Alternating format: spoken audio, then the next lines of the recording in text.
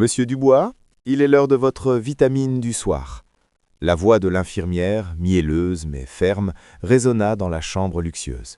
Le vieil homme, Arthur Dubois, autrefois un juge redouté à la voix de Stentor, ne répondit pas. Son regard était perdu au-delà de la fenêtre, fixant le parc manucuré où il n'allait jamais.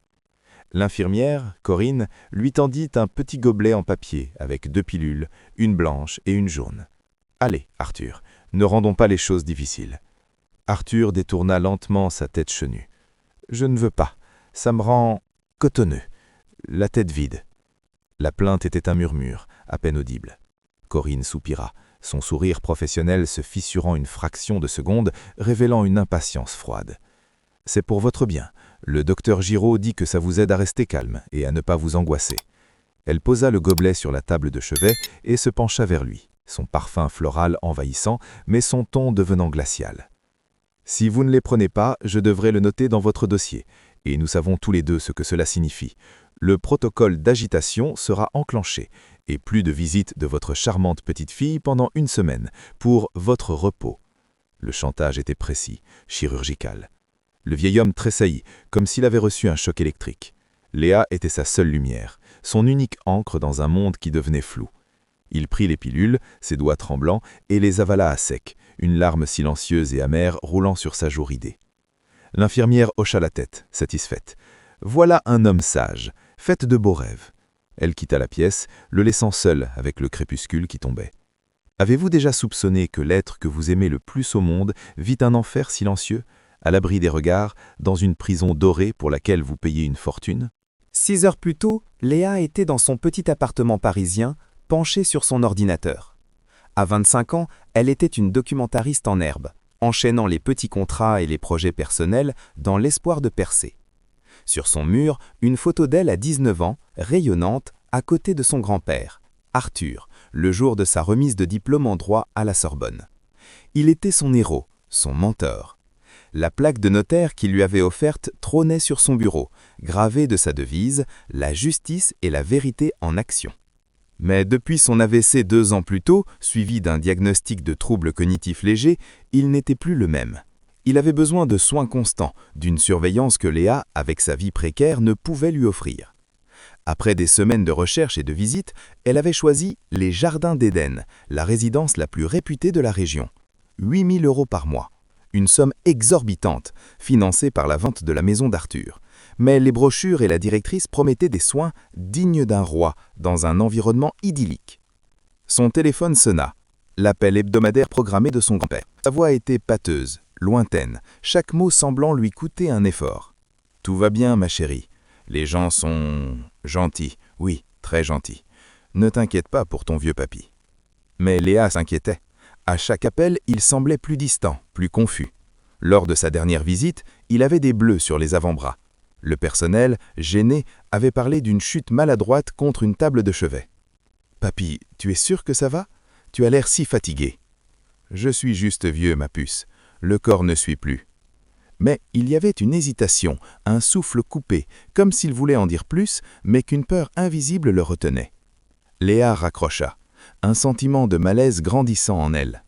Elle alla sur le site web des Jardins d'Éden, des photos de résidents souriants, jouant aux échecs, peignant dans le jardin baigné de soleil.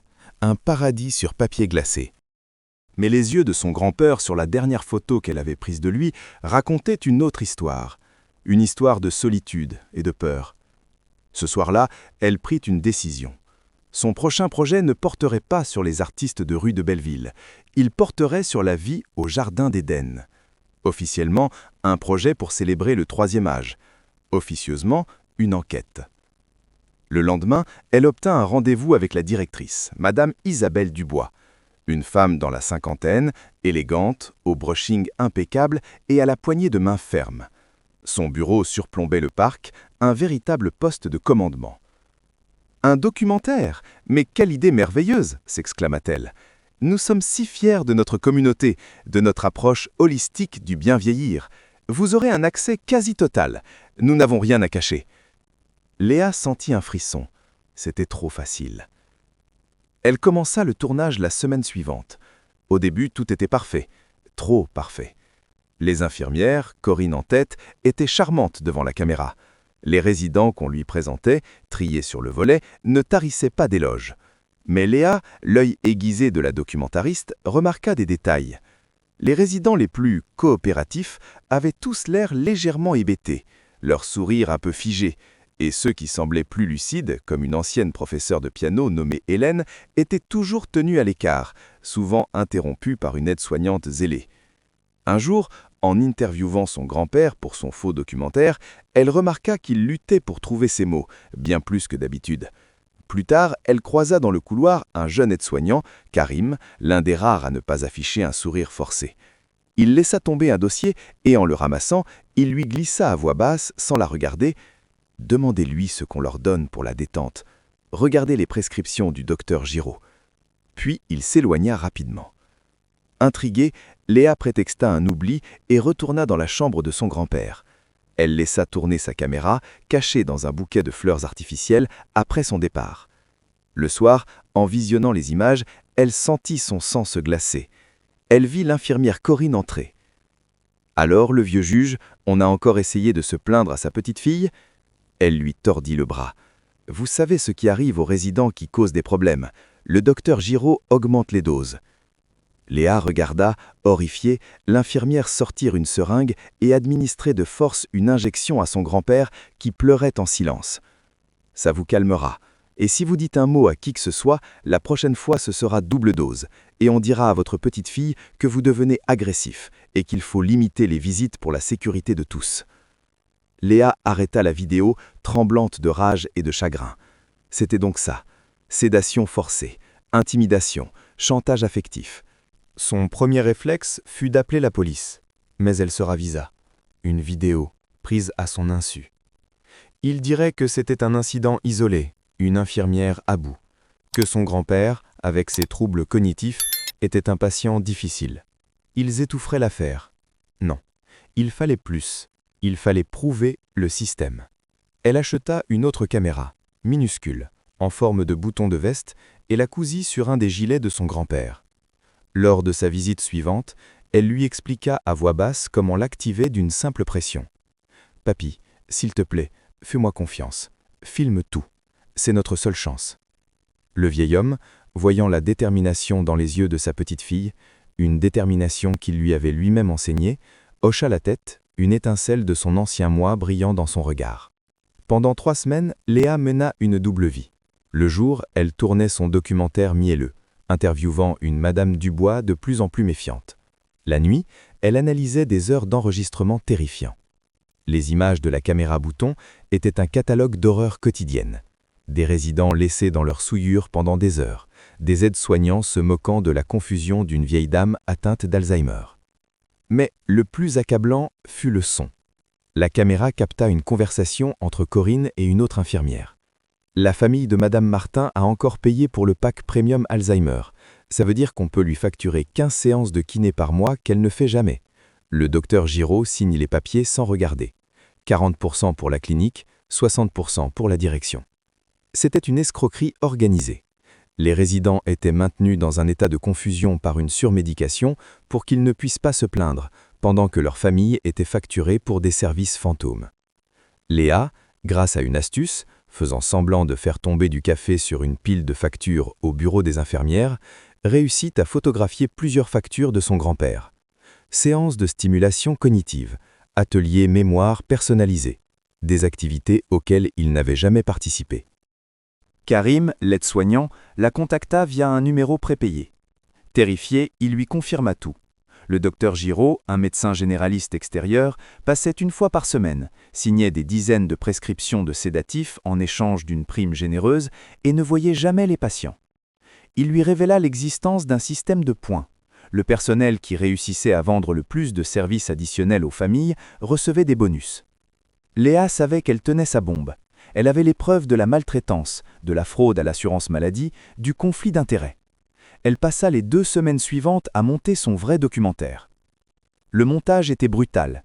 Elle intercala les images lisses et publicitaires des brochures avec les enregistrements bruts et tremblants des caméras cachées.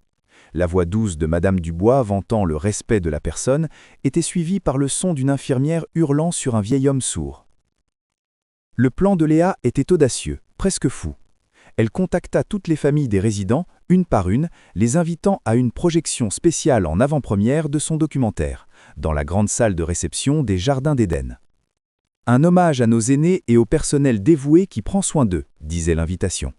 Madame Dubois, y voyant une opération de communication en or, fut enchantée. Elle insista même pour inviter des journalistes locaux et un représentant de la mairie. Le soir de la projection, la salle était comble. Plus de 150 personnes. Familles endimanchées, personnel en uniforme, journalistes calepins en main. Madame Dubois monta sur l'estrade, rayonnante. Léa, le cœur battant à se rompre, la rejoignit. Elle avait confié une copie des disques durs à un ami avocat, avec des instructions précises. Elle jeta un œil à son grand-père, au premier rang, et lui fit un clin d'œil imperceptible. « Merci, Madame Dubois. J'espère que ce film ouvrira les yeux de beaucoup de gens. » Elle lança la projection. Les premières minutes étaient conformes aux attentes. Des images léchées de résidents souriants, des interviews du personnel. Madame Dubois hochait la tête, un sourire satisfait aux lèvres. Les familles applaudissaient poliment. Puis, l'écran devint noir. Une phrase apparut en lettres blanches. « Voici ce que vous ne voyez pas. » La première séquence de caméra cachée commença. L'infirmière Corinne menaçant Arthur Dubois. Un murmure d'incompréhension parcourut la salle. Madame Dubois se leva, le visage crispé. « Qu'est-ce que c'est que ça? C'est une erreur. Arrêtez ça tout de suite. » Mais Léa avait prévu le coup. Le projectionniste était un ami à elle qui avait verrouillé la cabine. La projection continua. Les images s'enchaînèrent, la négligence, les moqueries, les résidents appelant à l'aide en vain, puis le son de la conversation sur la fraude des packs premium. Un homme dans la salle se leva, le visage décomposé, pointant l'écran. « C'est ma mère. Vous m'avez facturé 600 € le mois dernier pour ces séances. » La panique gagna la salle. Les pleurs se transformèrent en cris de rage. Madame Dubois, livide, hurla à la sécurité. « Sortez cette fille d'ici, coupez le courant !» Mais il était trop tard. Les journalistes filmaient la scène avec leur téléphone. Plusieurs personnes dans le public étaient déjà en train d'appeler la police. Le clou du spectacle arriva. La scène de l'injection forcée sur Arthur Dubois. La violence du geste, les pleurs silencieux du vieil homme. Un silence de mort tomba sur la salle, suivi d'un cri de pure horreur. C'était la fille d'une autre résidente qui comprenait soudain pourquoi sa mère était toujours si fatiguée. Les portes de la salle s'ouvrirent brusquement. 2 policiers en uniforme entrèrent, suivis de plusieurs inspecteurs en civil. Léa avait prévenu les autorités 1 heure plus tôt, leur donnant juste assez d'informations pour qu'ils obtiennent un mandat et arrivent au moment parfait. Madame Isabelle Dubois et plusieurs membres du personnel, dont Corinne, tentèrent de fuir par une porte de service, mais furent interceptés par d'autres policiers. Le chaos était total. Les familles en larmes se précipitaient vers les étages pour voir leurs proches. Les journalistes mitraillaient de photos. « Madame Isabelle Dubois, vous êtes en état d'arrestation pour mise en danger de la vie d'autrui, extorsion, fraude et administration de substances nuisibles. » Le visage de la directrice se décomposa. Alors que les manottes se refermaient sur ses poignets, son regard croisa celui de Léa. Ce n'était plus un regard de supériorité, mais de haine pure et venimeuse. Léa s'agenouilla près de son grand-père, qui avait assisté à tout, et lui prit la main. « C'est fini, papy, c'est fini. » Le vieil homme la serra fort, des larmes coulant enfin librement. « Ma justicière, tu as toujours été ma justicière. » Le scandale des Jardins d'Éden fit l'effet d'une bombe. Le documentaire de Léa, Le Paradis perdu, mis en ligne par un grand média d'investigation, fut visionné des millions de fois en 24 heures. L'enquête, menée par une juge d'instruction tenace, révéla une fraude s'élevant à plusieurs millions d'euros sur 5 ans et impliquant tout un réseau, du médecin complaisant au fournisseur pharmaceutique. Le procès, qui s'ouvrit 6 mois plus tard, fut retentissant. Un par un, les membres des familles vinrent témoigner. Karim, l'aide-soignant, fut un témoin clé de l'accusation, bénéficiant du statut de lanceur d'alerte. L'arme principale de l'accusation fut le documentaire de Léa, projeté dans son intégralité devant le jury. Arthur Dubois, ayant cessé de prendre les sédatifs, avait retrouvé une grande partie de sa lucidité et de son éloquence. À la barre, il ne tremblait pas. Sa voix, claire et forte comme à ses plus beaux jours au tribunal, résonna. « Ils ne m'ont pas seulement volé mon argent, ils ont tenté de me voler mon esprit, ma dignité, mes souvenirs. Ils ont voulu transformer un juge en légume. Mais ils ont oublié une chose, la vérité, même murmurée, finit toujours par crier. Madame Dubois et Corinne furent condamnées aux peines maximales, 10 ans de prison ferme. Le docteur Giraud fut radié de l'ordre des médecins et condamné également. Le groupe propriétaire des Jardins d'Éden fut liquidé, ses avoirs saisis pour dédommager les centaines de victimes. 1 an plus tard, sous la pression de l'opinion publique et d'un collectif de familles mené par Léa, le Parlement adopta une nouvelle loi, rapidement surnommée la loi Arthur. Elle imposait des contrôles inopinés et drastiques dans tous les EHPAD, renforçait considérablement la protection des lanceurs d'alerte au sein du personnel soignant et créait un crime spécifique de maltraitance par sédation chimique. Léa remporta le prix Albert Londres pour son documentaire. Avec l'argent du prix, elle créa une fondation, La Justice en Action, dédiée à aider les familles à enquêter sur les cas de maltraitance en institution. La dernière scène de son prochain film se déroule 2 ans après les faits. On y voit Arthur Dubois, dans un petit EHPAD public, simple mais chaleureux. Il n'a pas retrouvé toute sa vigueur d'antan, mais il est entouré. Il rit, il participe à un atelier d'écriture. Léa est assise à côté de lui, dans un petit jardin potager entretenu par les résidents. Il lui montre le manuscrit de ses mémoires. Il a écrit la dédicace. « À ma petite fille Léa, qui m'a rappelé que la plus grande justice est celle qui se bat pour ceux qui ne peuvent plus se battre. » Il la regarde, ses yeux brillants de fierté. « Tu sais, le jour où tu as caché cette caméra, tu ne m'as pas seulement sauvé. Tu as donné une voix à tous ceux qui n'en avaient plus. Tu as rendu sa dignité à une génération que l'on voudrait oublier. » Léa pose sa tête à son épaule, le soleil couchant baignant la scène d'une lumière douce. La voix off de Léa conclut le film. Mon grand-père disait que la justice est la vérité en action. J'ai appris que parfois, pour que la vérité puisse agir, il faut un peu de désobéissance. Il faut oser regarder là où personne ne veut voir. Et il ne faut jamais, jamais sous-estimer l'amour d'une petite fille pour son grand-père. L'image finale est celle de la main ridée d'Arthur se posant sur celle de Léa. 2 mains, 2 générations, unies par un combat qui a changé leur vie et celle de milliers d'autres. L'écran devient noir.